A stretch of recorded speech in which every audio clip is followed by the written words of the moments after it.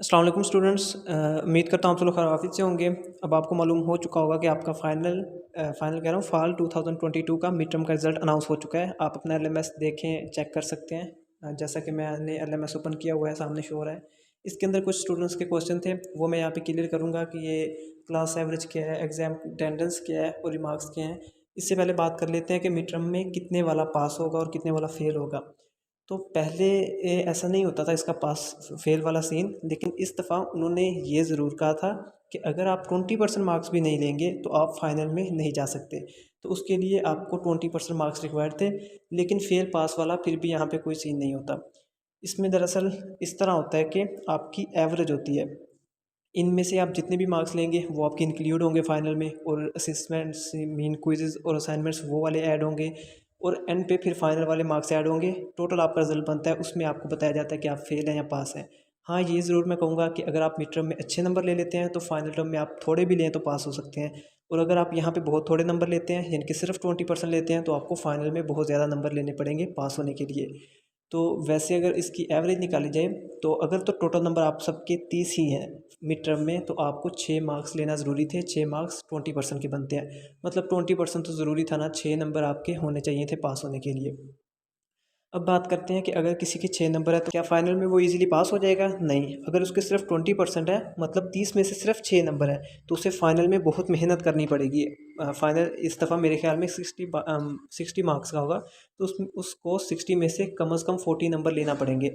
मतलब अगर आप सिर्फ 20% लेके पास हुए हैं तो अब बहुत स्ट्रगल करनी पड़ेगी। वैसे तो मैंने अक्सर नोट किया 6 से कम अगर किसी के नंबर आ जाते हैं वो फिर फाइनल में फ़ेल ही होता है। और अगर आपके नंबर 30 में से 15 आ गए या फिर 15 से ज़्यादा है, मतलब 50% से अबव नंबर है, तो फिर आपको एवरेज मेहनत करना पड़ेगी फाइनल में।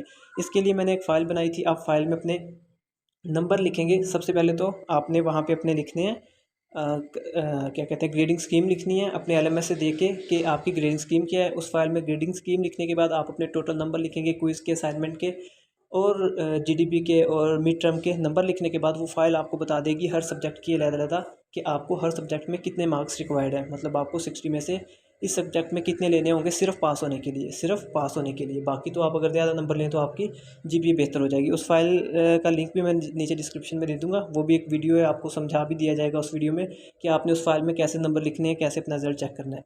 अब बात करते हैं, जो हमारी ये बात मुकम्मल हो गई कि पास फेल कैसे होते हैं मिड टर्म में। तो मिड टर्म में पास फेल का कोई कंसेप्ट नहीं है, जस्ट आपने नंबर ज़्यादा लेने हैं तो फाइनल में कम लेने पड़ेंगे। अब बात करते हैं क्लास एवरेज की।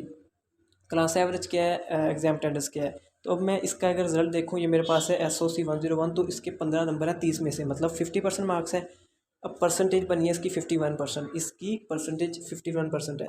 क्लास एवरेज का मतलब है कि इसकी क्लास के जितने भी स्टूडेंट थे, मतलब SOC के, सोशियोलॉजी के जितने भी स्टूडेंट्स ने पेपर दिया था, उनका जो एवरेज है वो 12 नंबर है।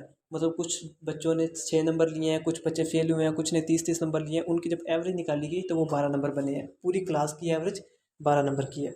और अगर एग्ज़ाम अटेंडेंस की बात की जाए तो जितने भी लोगों ने सोशियोलॉजी का पेपर दिया था वो कितने थे, 13,324 लोगों ने पेपर दिया था। उनमें से 10,292 लोगों उन्होंने अटेंड किया था, मतलब बाकी बच्चे पेपर नहीं दे सकेंगे।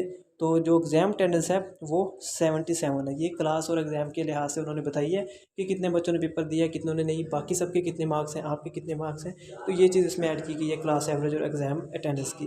नेक्स्ट है रिमार्क्स। रिमार्क्स आपको पता है कि टीचर जब आपका पेपर चेक करता है तो उसके रिमार्क्स या गुड होते हैं या एक्सीलेंट होते हैं या कुछ होता है, तो वो इन्हें लिखना चाहिए था कि क्या रिमार्क्स हैं। बाकी आप अपने नंबरों से अंदाज़ा लगा के खुद ही यहाँ पे लिख लीजिएगा। लिख तो नहीं सकते लेकिन इमेजिन कर लीजिएगा कि आपके लिए गुड है या एक्सीलेंस या जो भी है। तो रिमार्क्स यहाँ पे ये आता है।